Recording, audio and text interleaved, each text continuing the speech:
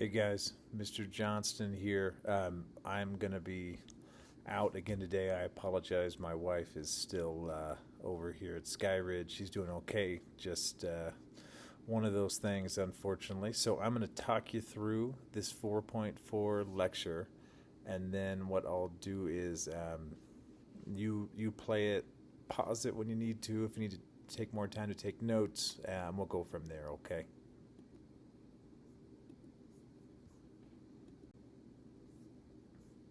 All right, so our learning objective, we want to explain the process of state building and expansion among various empires and states in the period from 1450 to 1750. There's our historical developments. All right, so if we go back to 4.2, we talked about Vasco da Gama and how he sailed to India on behalf of Portugal. This was the voyage that opened up a new route to India and Southeast Asia from Europe because the Portuguese had been the ones to engage heavily in maritime trade with West Africa.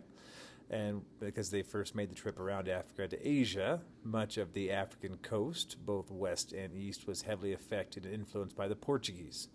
During that first voyage to India, da Gama took note of the African port cities on the east coast and all of the many, mostly unarmed merchant ships carrying valuable cargo. So Vasco da Gama's trip would set a series of events in motion that would help to establish Portugal's maritime empire. All right, so we're into the Swahili city-state. So the word Swahili translates to people of the coast. The Swahili coast became an area of interest to the Portuguese after Vasco da Gama's 1498 trip to India. It was here that da Gama witnessed and encountered very active merchant ports that were involved in the lucrative Indian Ocean trade.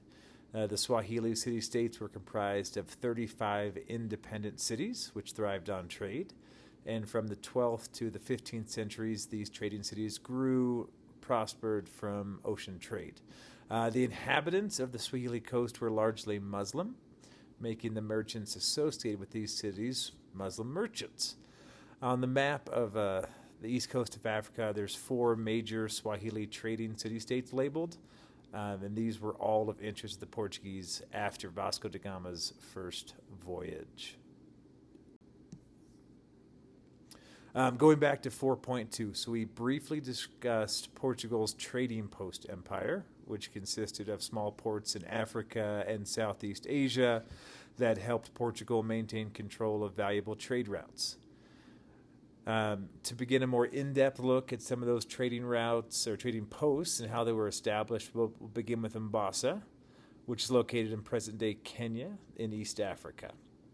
So da Gama's voyage around the Cape of Good Hope was much more than a simple expedition to locate a new route. There were many encounters with African cities along the way. Many of these encounters paved the way for later Portuguese domination and the establishment of those trading posts and colonies.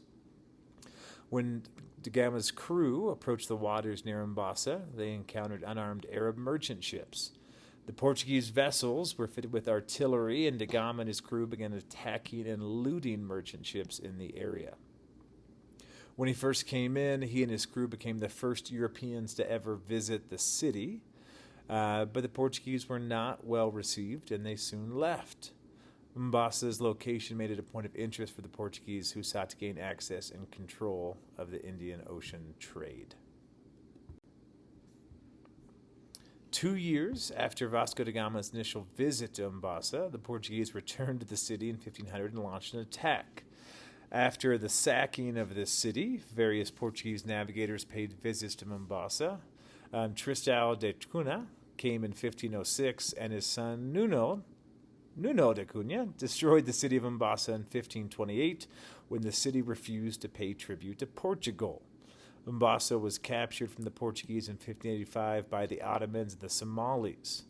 In 1589, the Portuguese reconquered Mombasa and built Fort Jesus, that's what's pictured here, to defend their claim to the territory. The fort would be taken a total of 9 times by different nations attempting to gain control of Mombasa. Portugal invested a lot of money in taking Mombasa, and maintaining its control over it was, important to them because it was an extremely valuable trading post. Upon his return to Portugal in 1499, he reported his findings to King Manuel I. The video screen's right in the way of the Portuguese were not welcomed everywhere, like in Mombasa. There was resistance to the Portuguese takeover of Kilwa as well. Portugal imposed mercantilist laws on the Kilwan Sultanate, which stipulated that only Portuguese ships could conduct trade with other nearby coastal cities. This put many Kilwan merchants out of business, and Kilwa was built on ocean trade over several centuries prior to the arrival of the Portuguese. Francisco de Almeida had installed a puppet leader, Muhammad Arcon, who was a vassal to the Portuguese king. After Almeida departed, Muhammad Arcon was assassinated, and this led to a series of internal conflicts that resulted in much destruction of the city. This occurred in late 1506, just over a year after the Portuguese established a vassal leader and built their fort. By 1512, the Portuguese had completely abandoned Fort Santiago, and it was taken over by the Omani Arabs. On the left here is what's left of Fort Santiago, but this was after the Omani Arabs added to the fort, so it's not original Portuguese construction really at all. All right, so after Vasco da Gama's first voyage to India, Portugal established a schedule of missions that retrace the route of da Gama. These were known as the India Armadas, and they left Lisbon once each year through 1511. Each armada had specific goals related to the expansion of the Portuguese maritime empire in Africa and Asia. The different missions to both Kilwa and Mombasa we just discussed were part of different Portuguese India Armada missions. The latest armada sent to India included 20 ships and about 15 to 1,800 men. I said latest, I meant largest, the largest armada. Portugal also sent Brazil expeditions to the New World during their empire building process. Here's a picture of the 1507 India Armada. Portugal kind of deferred from other European powers in how it set about and expanded its empire. Rather than attempting to conquer and control large territories, the Portuguese built forts and warehouses at strategic locations in Africa and Asia. They used very aggressive and forceful military tactics to force well-positioned cities to allow a Portuguese presence. This was often achieved through violent means, so as to use fear to maintain control of the empire. These trading posts were really set up in an effort to dominate the spice trade. Remember that originated in Southeast Asia? Some of Portugal's trading posts are labeled on the map, and you notice again, and we talked about this in 4.2, but posts such as Hormuz and Malacca gave Portugal control over those bottleneck straits where ships carrying goods had to pass. The stars you see on the map represent forts or commercial warehouses that Portugal built and controlled, or in some cases attempted to control. Worth noting, the west coast of India was a major Portuguese presence. Brazil in South America, however, was what we think of as a more traditional colony, right? It's just a large territory that was occupied rather than a fort or a city. The forts or cities were more for Asia and Africa.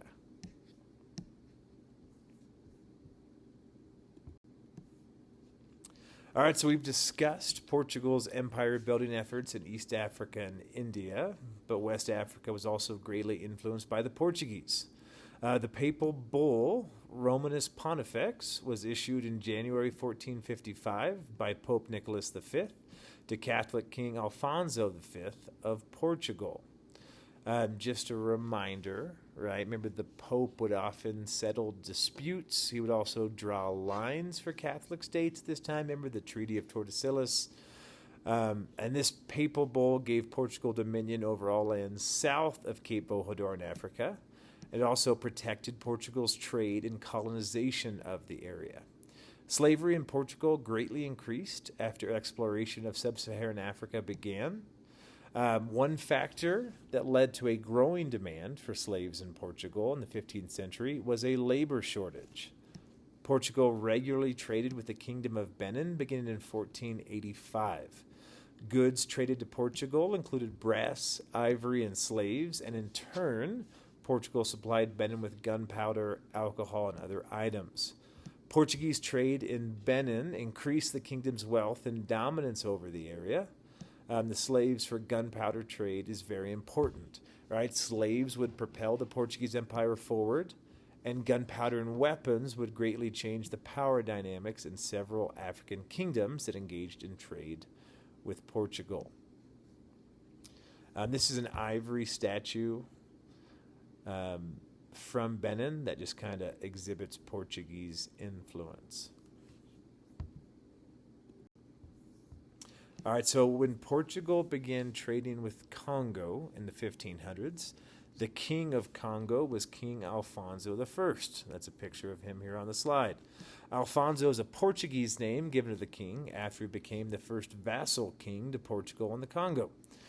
He was born in Zinga Mbaba, but was baptized Christian in 1491 by a Portuguese priest and given the name Alfonso. In 1512, King Alfonso I reached an agreement with Portugal that officially established a steady trade of slaves and solidified Portuguese-Congo relations. Using that relationship with Portuguese, King Alfonso I rebuilt Mbanza, Congo, the capital city out of stone, expanded the kingdom's borders, and built the Congo's first Roman Catholic church. He was sometimes called the Apostle of the Congo because he facilitated the Portuguese kingdom to make a Christian kingdom, the Portuguese desire to make the Congo a Christian kingdom. The Congo was also heavily influenced by its trade relationship with Portugal. We'll examine the slave trade with Congo again when we get to labor systems. The first European traders to make it to Japan were the Portuguese in 1543. This event marks the beginning of what was called the non-ban trading period in Japan. Non-ban means Southern Barbarian and was used to refer to Chinese, Southeast Asia, and eventually the Portuguese and Dutch traders that came to Japan. Japan was trading with China and Southeast Asia, and then trade opened up widely with Portugal. Portugal's posts in India and Macau allowed the Portuguese to initially dominate the trade with Japan, compared to other Europeans. Europeans brought textiles and gold to Japan, and Japan exported lacquerware and silver. Just a few years after the arrival of the first Portuguese to Japan, Christianity was introduced. Conversions to Christianity in Japan would later cause some tensions that would basically move Japan towards enacting more isolationist policies. All right, the Tokugawa period in Japan, also known as the Edo period, refers to the military government of Japan from 1603 to 1868. At the beginning of the Tokugawa period, Japan participated actively in foreign trade, while Japan had been trading with other Asian states. The first European traders to Japan were Portuguese, but later followed by the Dutch, English, and Spanish. As I said on the last slide, Christianity was introduced to Japan prior to the Tokugawa period and grew in influence until about 1610. The growth of Christianity in Japan at this time was viewed as a threat to the shogunate, so laws were introduced to ban Christianity in Japan in the 1630s. The banning of Christianity came hand in hand with tightening restrictions on trade as well. Really, all foreign trade had been largely unrestricted in the Nanban period that was preceding the Tokugawa period. There were also problems with piracy in the waters around Japan. Between 1633 and 1639, laws were enacted that restricted trade in Japan. They started moving towards isolationism, but it was not completely isolated from trade. They still continued with China, Korea, and the Dutch through very specific trading points. The Dutch continued trading with Japan via the Dutch East India Company, and Japan allowed this to continue because the Dutch agreed to not engage in any missionary activities in Japan. This is Tokugawa Ieyasu. He was the first shogun of the Tokugawa period.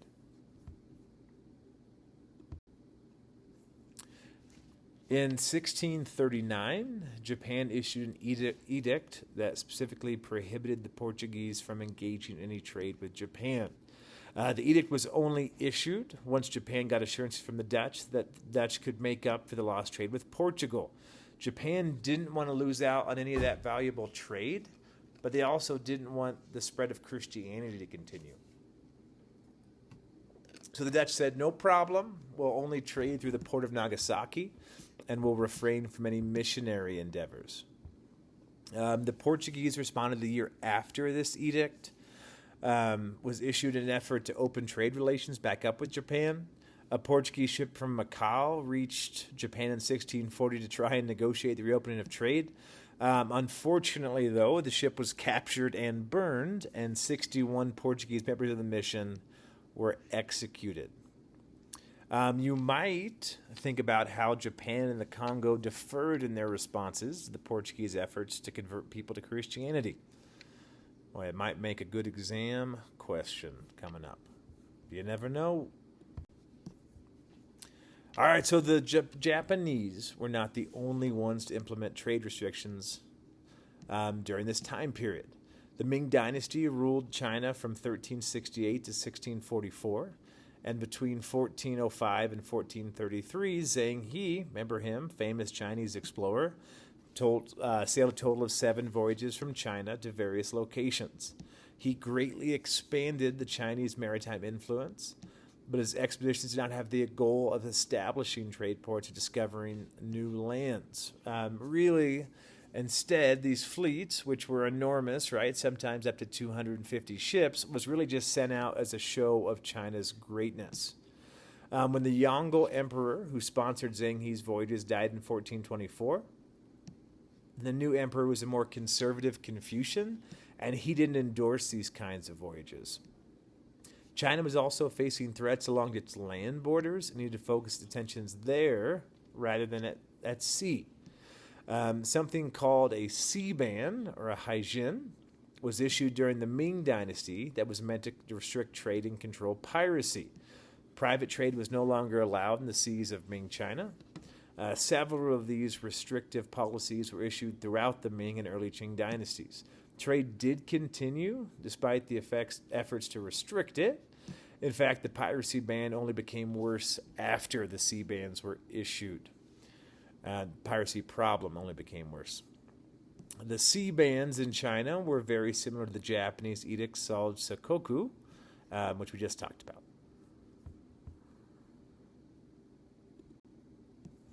All right, so we focused heavily on Portugal because they were the leaders of the European movement to explore and expand at the beginning of this time period. But other European states played major roles in this era of empire expansion as well.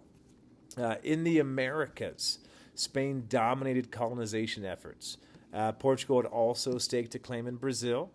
After Columbus's initial 1492 trip to the Americas, Spain was eager to keep rival Portugal from claiming lands anywhere in the New World. King Ferdinand and Queen Isabella of Spain called on Spanish-born Pope Alexander VI to help them keep Portugal out of the Americas. The initial line of demarcation issued by the Pope in 1494 is marked by the green dotted line on the map. This was the original Treaty of Tordesillas line that gave Spain the right to any lands west of it. Portugal would stay east of the line, but they complained it was too far east. It impacted their ability to sail around Africa because ships sometimes had to go way out because of winds and current. Pedro Alvarez Cabral of Portugal accidentally landed in Brazil in 1500 because he was trying to follow Vasco da Gama's route from his first voyage to India. He goes too far east. He lands in Brazil. That allowed the line of demarcation to be extended west in 1506. Okay? That allowed Portugal to claim and colonize Brazil. Right? And we talked about it earlier, but the effects of this treaty are still evident today. Right? Modern-day Brazil predominantly uses Portuguese, while Spanish is the most widely used language in South American countries outside of Brazil. Really brief look at 2 major Spanish conquests in the Americas. The orange areas of the map show Spanish-held territory by the year 1600. Remember, we talked about Hernan Cortez. He led a gruesome expedition to destroy the Aztec Empire, had gained control of the empire's territory in 1521. He took over the Aztec capital, Tenochtitlan. That later becomes Mexico City. And the former Aztec Empire had become the Spanish colony of New Spain within 3 years of Cortez's arrival. In South America, Francisco Pizarro sought to overthrow the Incas in Peru. Pizarro was assassinated in Peru in 1541, but the Spanish efforts to conquer the Incas continued after his death. By 1572, the Spanish controlled all of the Inca Empire. All right, this map shows British and French colony boundaries around the year 1650. The Dutch still had a small territory near New York, but the major colonial rival was between the English and the French for control in North America. The British, they allied with the native Iroquois, who'd been fighting with the French over trade. Over time, however, the Iroquois sided with the French, who seemed to be less of a threat than the British. This rivalry culminated in the French and Indian War from 1754 to 1763. The French and Iroquois fought against the British, with the victory going to the British. France ceded its territory east of the Mississippi to the British. In 1689, Spanish Florida began offering asylum to escaped slaves from the British Virginia colony. The goal behind this policy wasn't really to offer a safe place for escaped slaves, but rather it was to undermine the efforts of the British, who relied on slave labor for the profit and function of their colonies. 4 years after this asylum began, King Charles II issued an official decree that any escaped slaves from any British colonies would be granted their freedom in Spanish Florida as long as they converted to Catholicism and served 4 years in the Spanish colonial militia. So you're free as long as you convert to Christianity or Catholicism, and then as long as you serve in the military. In 1738, Fort Mose was built just north of the Spanish settlement of St. Augustine. And Fort Mose was where all of the freed, baptized, former enslaved people from British colonies were sent. The fort was served as the first line of defense against any military offenses from the British, and was the first free black settlement in what is now the United States. Not only was Spain able to entice slaves to run away from their British enemies to the north, they were also able to enlist those escaped slaves to defend Spanish Florida against invasions. Later, in 1739, Fort Mose became a destination for slaves trying to leave South Carolina during the Stono Rebellion slave revolt. We're going to talk more about that in 4.6. Many of the slaves that took part in the revolt were from the Kingdom of the Congo, so they were already baptized Catholic, and their ability to speak Portuguese proved helpful as they took up residence in Spanish Florida at Fort Mose. All right, so we've already covered Portugal's trading post empire in India, but other... All right, sorry guys, there was a nurse that came in. I'm literally just in a storage room at the hospital here trying to film this. So we covered Portugal's trading post empire in India, but other European states wanted to expand their influence into the Indian Ocean trade networks. So after a Portuguese carrack named the Madre de Deus came carrying precious metals, spices, and books containing information on Asian trade routes, was captured by the English in 1592, it spurred a great interest in the East Indies by English merchants. The British then formed the East India Company, the EIC, in 1600. Their primary goal was to establish trading posts in India, not unlike Portugal's trading posts that were already there. The royally chartered Joint Stock Company was given authority to use military force against the Portuguese and began setting up small trading posts in India. The EIC not only had to contend with Portugal, while it was establishing itself in the Indian Ocean, but it also struggled against the Dutch East India Company, which was established in 1602 and controlled the spice trade in Java. The Portuguese, English, and Dutch frequently engaged in maritime battles in the Indian Ocean over trade territories and routes. We'll talk more about joint stock companies in 4.5. So the competition among European powers to dominate trade led to the growth and expansion of some states. The Asante Empire in West Africa, in what is now Ghana, is an example of an Africa state which prospered. And I say prospered, that's during this time period. Later, they get in a bunch of conflict and war with the British, but for now, they're prospering because of European influence and trade. The Asante Empire primarily traded gold and slaves. In return, the Europeans brought weapons and gunpowder to the empire, which further helped expand its borders. This period of trade was characterized by competition between Portuguese, English, and Dutch merchants, and led to a time of great prosperity in the Asante Empire. As a result, much artwork was produced by the Asante Empire in the 17th and 18th centuries. On this slide, and again, I'm sorry, I know the little video screen covers some stuff, but that's some pieces of the Asante artwork from this time period. All right, we're getting into part 2. It's a good time to take a little break if you need to. Get up, stretch your legs, grab a drink.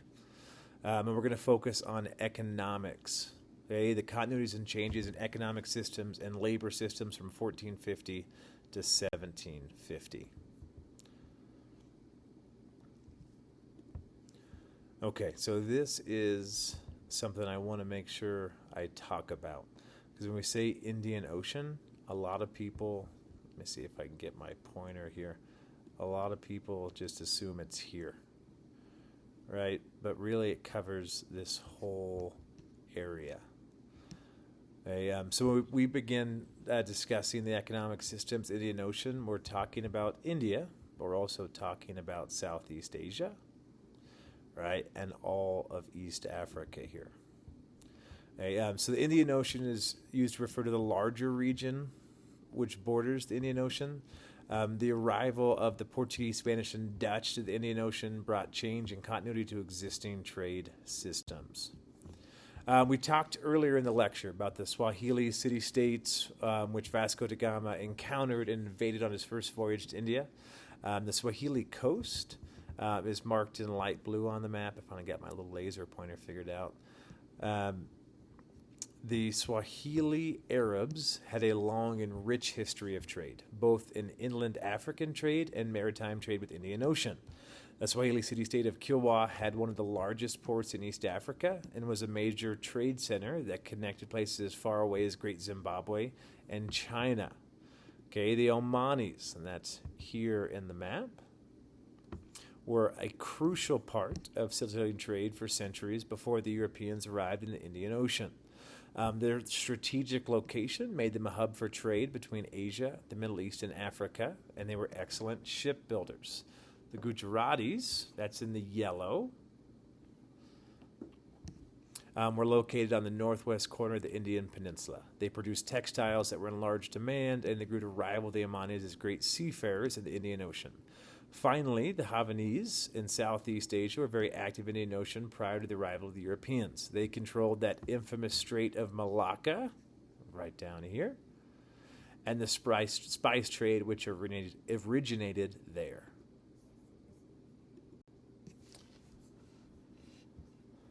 All right, so how did the arrival of Europeans to the Indian Ocean trade change? How did the arrival of Europeans to the Indian Ocean change existing trade systems? Basically, a very short answer to this question, despite some restructuring, trade in the Indian Ocean continued to flourish after the arrival of the Europeans. These are just some brief examples here, and again, I apologize for the video being in the way, but apparently once you start it, you can't turn it off. It's important to note that the Europeans were often heavy-handed in their dealings with existing merchants and trading ports. But ultimately, the goal was not to destroy the existing trade network, but rather to capitalize on it and control it. Okay, the Omani Portuguese example that we want to highlight, the Portuguese gained control of the Omani port city of Muscat in 1507, remained in control until 1650.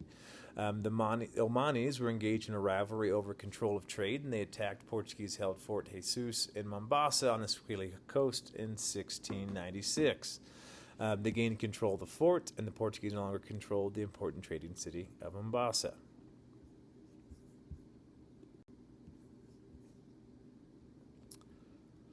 This next portion we're going to talk about deals with our second historical development, just labor systems in the Americas.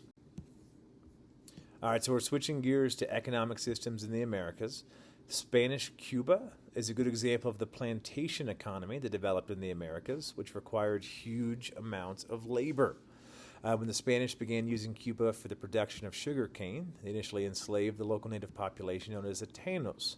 By the mid-1500s, however, most of the native Taíno population of Cuba had been wiped out, and a new source of labor was needed to replace the Taínos and to keep up with the growing sugar production.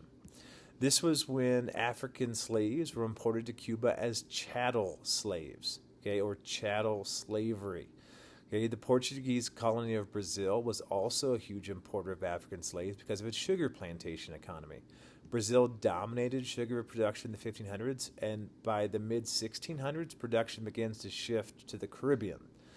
The British colonies in North America also relied on chattel slavery for their agriculture-based economies. From 1672 to 1713, an estimated 125,000 African slaves were brought to the British colonies via the Middle Passage. Indentured servitude came to the British colonies North Americas first through the Virginia Company. The demand for labor in the colonies was large, but many Europeans couldn't afford the trip to the Americas to fill these labor roles. The Virginia Company solved this problem by allowing potential laborers in Europe to borrow against their future earnings in the colonies to pay for the voyage. Indentured servants would sign a contract agreeing to work for a certain number of years in exchange for the voyage to the colonies. On the right over here, that's an indentured servitude contract from the 1800s. It's estimated more than half of all Europeans to arrive in the British colonies from around 1600 up into the Revolutionary War were indentured servants. On the left is notice on newly arrived indentured servants to the colonies. Indentured servitude labor was later surpassed by slavery in the British colonies. All right, so prior to the arrival of the Spanish, the mita system was a form of public service in the Incan Empire. All men aged 15 to 50 gave a certain amount of time each year as a form of payment or tribute to work on public projects for the empire.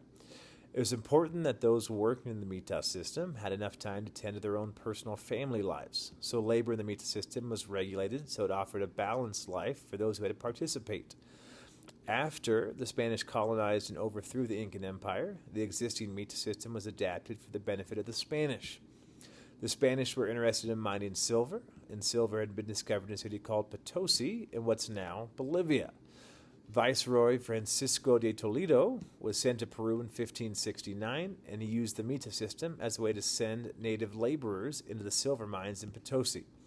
The result of this change to the mita system was a breakdown of the native communities. People fled this new mita system, and public works, such as roads, began to degrade.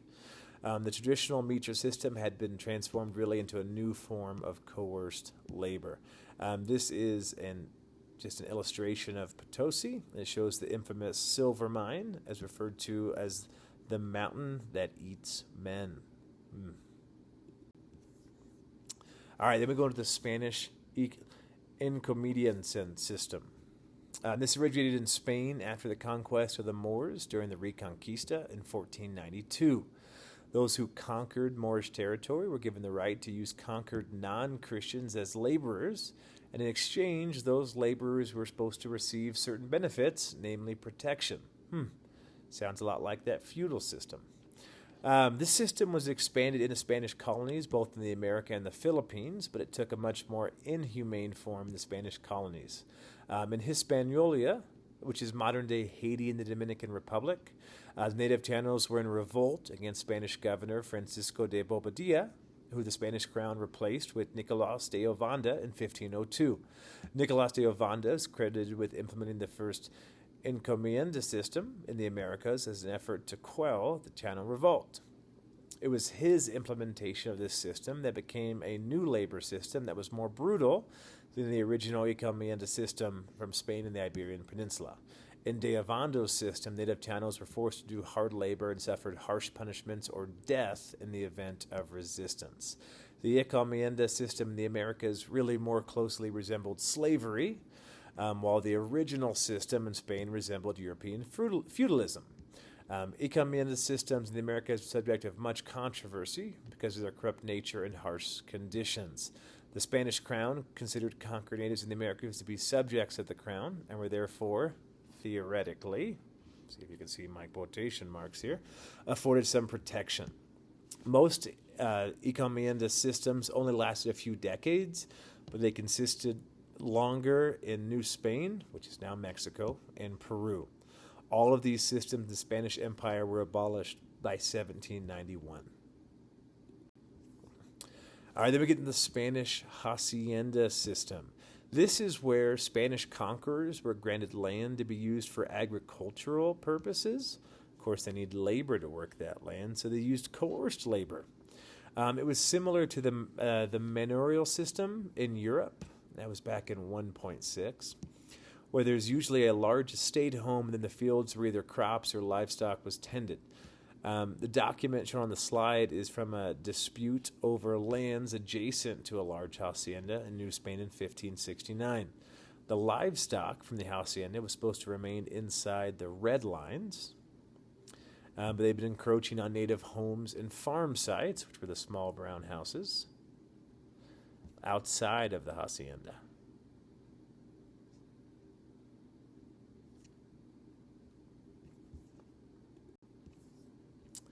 All right, so historians have had a difficult time understanding the exact relationship and distinction between these two systems in Spanish colonial America. Arguments have been made that the encomienda system gave rise to the hacienda system, and that two systems were inherently intermingled. Much like the feudal and manorial systems in Europe, these two Spanish colonial labor systems were distinct but also overlapped. The biggest distinction we can make between these two systems lies in the legal proclamations of the Spanish crown. Encomiendas were the direct result of a law passed by the crown that granted the right to collect tribute from non-Christians in conquered lands in the form of labor. The haciendas were land grants from the Spanish crown.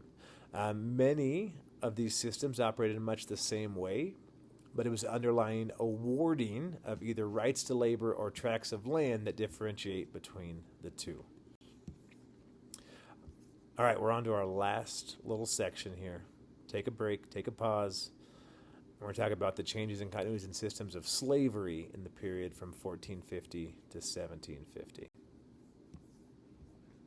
All right, so forms of slavery existed in Africa and many other parts of the world prior to the transatlantic slave trade that was fueled by European colonies in the Americas. Slaves from West and Central Africa were traded along the trans-Saharan trade routes and in the Indian Ocean trade routes. Many West and Central African societies were slave-holding societies, and the slaves were generally captives from outside groups that were warring with one another. These prisoners of war would often be put to work, and this was a common form of slavery in Africa. Elites or royalty from various African states considered their slaves to be an extension of their kinship group. The slaves themselves were not considered property, but whatever those slaves produced was the property of the slaveholder. This is a very different type of slavery from the chattel slavery in the Americas. In chattel slavery, the slaves considered property that could be bought, sold, and inherited. The children of slaves in the chattel form were also an extension of that property. This was not the case in the more traditional forms of slavery in Africa. The non-chattel slavery within Africa continued after Europeans began trading for slaves in Africa in the 1500s.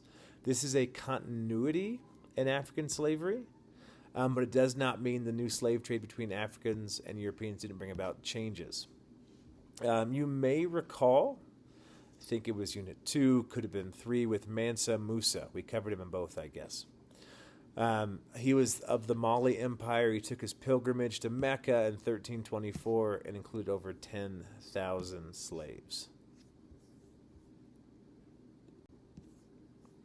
All right, so if we go back to 4.2, the example of the colony of Brazil within the triangular trade.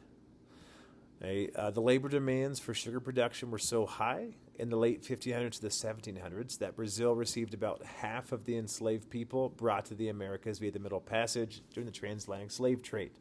The Caribbean region was also a major destination for enslaved Africans because of sugar plantations there as well. The dangerous and demanding sugar plantation colonies were the destination for about 90% of all enslaved people that were taken to the Americas. The other 10% went to North American colonies, with tobacco plantations receiving the majority of the imported slaves. The transatlantic slave trade lasted from 1526 to 1867. The key point when we're discussing changes to slavery through the transatlantic slave trade is the development of chattel slavery. As we mentioned, chattel slavery, much more brutal than forms of slavery found within the African continent prior to the transatlantic slave trade. As we said, the system of traditional African slavery continued in Africa even after the onset of the transatlantic slave trade, which brought about chattel slavery. So it's important to recognize chattel slavery did not replace traditional slavery, but rather it was a new form of slavery that affected slaves leaving the African continent to the Americas. The word chattel literally refers to a piece of property, and this gives us some insight into how chattel slavery differed from traditional African slavery. Slaves in the Americas, which were part of the chattel slavery system, were stripped of all elements of personhood, right? They became property. One effect of this notion of slaves not being considered people is that they became disposable. All right, they were worked to death on the harsh sugar plantations of Brazil and the Caribbean and were simply replaced by new slaves. This is part of the reason why such a huge majority of slaves brought to the Americas were taken to Brazil and the Caribbean. There's just some key differences in chattel slavery in the traditional form. One other major point in the development of chattel slavery in the Americas is that it was based upon race. Anyone of African descent in the Americas was given slave status. All right, so in the Americas, the slave trade caused large demographic shifts because of the sheer numbers of people arriving from Africa. In both the Caribbean and South American colonies that utilized slave labor, racial mixing occurred because the Europeans in those colonies typically did not have their families with them. However, in North America, many entire families from Europe came to the colonies, which reduced the instances of racial mixing compared to the Caribbeans and Brazil. Additionally, segregation laws introduced in North America also prevented the same demographic shifts that occurs in other colonies in the Americas. Over the course of the Atlantic slave trade, Africa lost about 12 million people. The systematic extraction of people produced long-term negative effects within the African continent, and particularly West Africa. Of the 12 million enslaved Africans that were sent to the Americas, about 10 million came from along Africa's west coast. Because younger and stronger men were the targets of slave raids, many societies began to weaken and were conquered by neighboring warlords. The population loss experienced in areas that were most often targeted by slave raiders caused severe poverty and a halt to the social and economical development. For African societies, which were directly engaged in the slave trade with Europeans, the effect was a little different. During the active years of the slave trade, these African states grew incredibly wealthy. However, as the slave trade slowed because of both new laws banning the trade and because of new technology that reduced the need for manual labor, these once prosperous states and kingdoms that relied on the slave trade fell into sharp decline. This led to European conquest of many of these weakened kingdoms later on. Overall, the slave trade sent much of West and Central Africa into social and economic decline.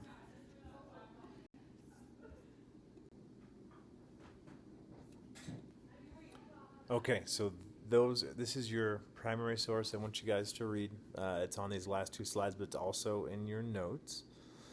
Just for context, as you're going through, right, King Alfonso I, of the Kingdom of the Congo, had a relationship with Portugal, which was included in that an agreement to trade slaves.